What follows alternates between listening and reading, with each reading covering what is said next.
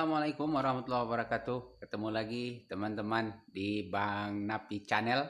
Channel apa adanya, tidak ada apa-apanya. Ini menarik. Ada berita soal Megawati diangkat jadi Dewan Penasehat atau Dewan Pengarah BRIN, ya BRIN, Badan Riset dan eh, Inovasi Negara. Ini banyak tokoh yang meributkan, banyak tokoh yang memberikan pandangan negatif ini terhadap Megawati. Nah, kalau kita hubungkan eh, berita Megawati diangkat jadi Dewan Pengarah BRIN ini, badan ini, dengan mahasiswa yang dibanting ini ada hubungannya. Kenapa? Pertama, Megawati itu mahasiswa gagal. Jadi ya mahasiswa gagal di dua kampus. Jadi tidak pernah tamat kuliah, kemudian diberi gelar honoris causa. Itu sudah pernah kita ributkan dulu ketika dia diberikan doktor honoris causa oleh Universitas Negeri Padang, itu tahun 2017 lalu. Diberikan gelar doktor honoris sekaitan dengan jasa-jasanya di bidang pendidikan. Kan begitu kata rektor UNP waktu itu. Jadi karena undang-undang Sisdiknas itu disahkan zaman Megawati katanya, dibuat di zaman Megawati waktu dia jadi presiden. Nah, itulah yang dipikir jasa-jasanya sampai sekarang. Padahal realisasi anggaran negara, anggaran APBN 20% untuk pendidikan itu sampai hari ini juga tidak terrealisasi. Malah tergerus dengan isu-isu corona. Ini bahkan ada janji untuk memberikan subsidi internet, ya, subsidi internet gratis, kuota gratis. Ini untuk yang ketiga kalinya, sampai hari ini tidak ada konfirmasi. Jadi tahap pertama ada 10 gigabit, ya. Ya, tahap kedua ada sekitar 20 gigabit waktu itu, ya, tapi tidak bisa dimanfaatkan untuk mengakses internet secara bebas, ya, mencari informasi, tapi diarahkan ke situs-situs tertentu, diarahkan ke situs-situs yang bekerja sama dengan uh, Dirjen Pendidikan di Kementerian Pendidikan ini. Jadi tidak bisa kita memakai kuota itu untuk ya 75%-nya tidak bisa kita gunakan untuk mengakses informasi secara bebas di internet itu. Tapi diarahkan untuk situs-situs tertentu. Nah, ini kan ada skandal bisnisnya juga di sana. Nah, kita hubungkan dengan mahasiswa yang dibanting ini. Barangkali ini karena negara ini diurus oleh orang-orang yang tidak tamat kuliah seperti Megawati itu kan. Mahasiswa yang dibanting ini supaya dia tidak bisa jadi pejabat BRIN mungkin. Jadi dibanting oleh polisi sehingga kuliahnya terganggu, kesehatannya terganggu. Saya yakin ini mahasiswa ini lumpuh ini. Bakal lumpuh, minimal ya cacat lah kan kalau tidak mati. Karena memang melihat informasi, perkembangan informasinya setelah demonstrasi di Kabupaten Tangerang 2 hari lalu itu benturan yang kita lihat di video itu memang sangat sangat sangat keras, sangat kuat. Itu tidak mungkin akan selamat ini anak, walaupun mungkin awal-awalnya ya bangun, karena memang ya dipaksa, bisa jadi ya dalam tanda kutip dipaksa, atau karena mungkin ya merasa mungkin aliran darahnya masih bagus, masih sempat bikin konferensi pers. Ditanya sudah makan, ya cuma baru sarapan, makan belum. Nah, ini kan dibuatlah video kemudian diviralkan. Saya yakin yang membuat video itu bukan pihak media, ya, tapi ya pihak kepolisian sendiri di tempat di mana dia didamaikan dengan petugas yang membantingnya itu. Nah, ini kan aneh. Barangkali ini tujuannya supaya mahasiswa ini tidak tamat sekolah. Lalu yang mengelola ini ya orang-orang bego dan orang-orang bodoh, orang-orang goblok, dan orang-orang dungu begitu kan. Jadi mahasiswa yang tamat yang sedang menjalani proses pendidikan ini, kemudian dihadang oleh polisi, setiap demo dihalang-halangi, ya mungkin barangkali itu salah satu tujuannya supaya mereka tidak selesai sekolahnya.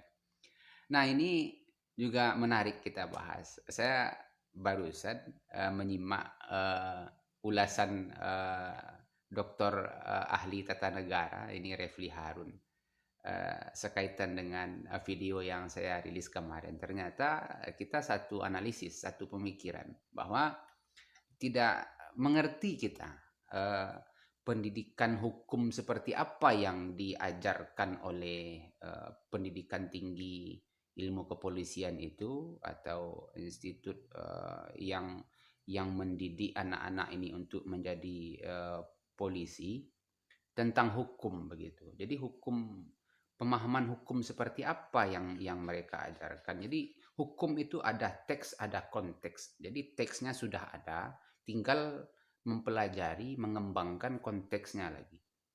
Dalam Undang-Undang Dasar 1945 itu kan jelas bagaimana rakyat melindungi kebebasan berpendapat di muka umum, kemudian di undang-undang yang menjadi tafsirannya Undang-Undang Nomor 9 tahun 1998 tentang kebebasan menyampaikan pendapat di muka umum itu pun sudah dinyatakan bahwa tugas kepolisian itu melindungi. Tugas kepolisian itu mengarahkan. Tugas kepolisian itu menjaga supaya situasi orang atau masyarakat menyampaikan pendapat itu terkendali, terkanalisasi, bukan dihalangi, bukan dihambat, tapi dialirkan, dikanal begitu. Itu bahasa saya kemarin, dikanalisasi.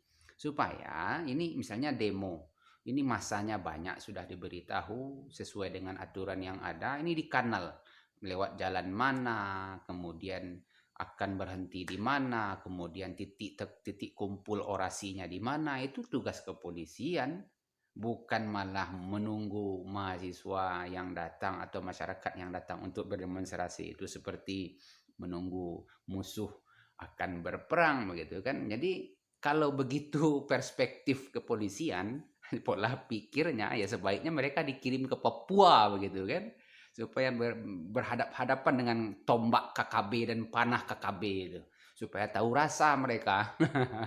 Jadi kan seimbang. Mahasiswa datang membawa ide, membawa gagasan, membawa pikiran. Isu yang dibahas pun di Tangerang itu ya isu-isu lokal, isu-isu kecil, isu-isu daerah. Tidak ada niat untuk menjatuhkan kepala negara begitu kan, tidak ada. Jadi lucu kalau direpresi dengan cara yang paranoid dan berlebihan seperti yang kita lihat uh, 2 hari 3 hari lalu. Jadi tidak salah kalau ketika ada usulan dari Bung Fadlizon untuk membubarkan Densus 88, barangkali ada 2 unit ini yang bermasalah di kepolisian itu, selain unit Densus 88, kemudian unit Sabaranya juga perlu dia kasih pelatihan lagi, termasuk ini unit Brimob ini. Ini kan ada unit-unit, ada unit Brimob, ada unit Sabara, ada unit Densus. Ini unit-unit yang selalu dihadapkan dengan masyarakat dan selalu mempertontonkan tindakan represi terhadap penanganan massa ketika melakukan demonstrasi. Jadi cocok kalau ya dibubarkan unit ini. Paling tidak ini dibekukan. Jadi usulan ini barangkali tidak bisa kita sampaikan di sini saja, yaitu tugas anggota Dewan Perwakilan Rakyat lah nanti menggarap isu ini akan seperti apa di DPR itu kan, karena tontonan-tontonan sadis seperti yang diperlihatkan oleh kepolisian ini sejak kasus pembunuhan 6 laskar FPI di kilometer 50 itu sampai hari ini juga dianggap seperti permakluman saja, biasa-biasa saja. Bahkan pelakunya sampai hari ini juga belum disidang kan. Kemudian ada 3 orang yang diduga, kemudian satunya dinyatakan mati dan 2 orang lagi bahkan dibiarkan berkeliaran bebas beberapa waktu kan sebelum ditetapkan jadi tersangka. Ini kan berbahaya. Jadi mereka digaji, dibiayai dengan APBN, dengan perlindungan lengkap, dengan alat-alat lengkap, dengan serba lengkap semuanya. Tapi ya peralatan yang lengkap itu mereka jadikan untuk menganiaya, menindas, dan membunuh masyarakat. Nah, ini perlu dievaluasi total. Tidak bisa lagi tidak. Barangkali itu. Jadi kalau kritikan ini dianggap sebagai kebencian, ya tentu kebencian itu definisinya tidak ada. Jadi ketika saya bersidang dengan dugaan undang-undang ITE itu dulu, jadi saya dituduh melakukan provokasi sara dan ujaran kebencian. Saya tanya, provokasinya yang mana? Ada tidak kejadiannya? Terjadi tidak provokasi itu? Apa eksesnya di lapangan ada tidak provokasi itu? Ternyata tidak ada bukti. Lalu saya tanyakan, ini ujaran kebencian ini definisinya seperti apa? Ketika itu pada saksi ahli, justru saksi ahli tidak bisa menjelaskan karena definisinya ujaran kebencian itu di dalam Kamus Besar Bahasa Indonesia juga tidak ada, bakunya tidak ada. Jadi definisi ini adalah definisi negara saja, definisi pemerintah saja. Soal like or dislike. Jadi mereka menangani kasus, menangani perkara, menangani situasi masyarakat di demonstrasi itu pun begitu. Ya, mereka tidak suka, ya mereka bantai, mereka banting, mereka aniaya, mereka hadang begitu kan. Kalau mereka suka ya mereka biarkan. Kan banyak contoh, ada demonstrasi di pihak pendukung pemerintah, ya mereka biarkan, bakar-bakaran mereka biarkan. Kemudian ribut-ribut mereka biarkan, ricuh-ricuh pun mereka biarkan. Lalu sebaliknya ketika ada demonstrasi yang berbeda perspektif tentang negara di pihak masyarakat, ya mereka represi. Ini kan lucu. Memang susah kita membedakan ini polisi atau pembunuh begitu. Barangkali sekian teman-teman. Assalamualaikum warahmatullahi wabarakatuh.